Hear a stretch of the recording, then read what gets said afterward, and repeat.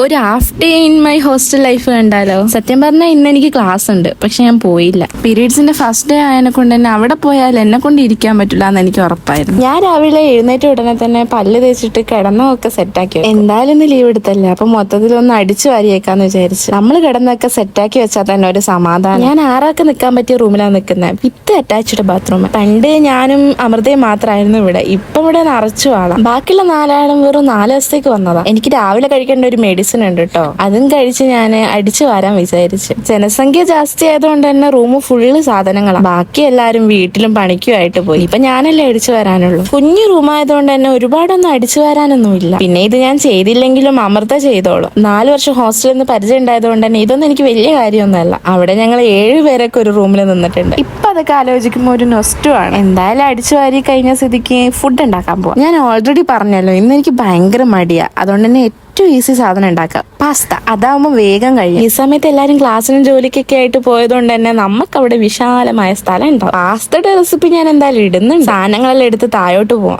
അല്ലെങ്കിൽ ചിലപ്പോൾ സ്ഥലം കിട്ടിയില്ലെങ്കിലോ. പാസ്തയുടെ കളർ തന്നെ കണ്ടറിയില്ല എന്ത് ടേസ്റ്റാന്ന്. ഈസി ആയിട്ട് ഒരു പാസ്ത ഉണ്ടാക്കണമെങ്കിൽ ഇതൊക്കെ ട്രൈ ചെയ്ത് നോക്കിയാൽ മതി. എന്നാ ശരി കേട്ടോ, ചൂസ്.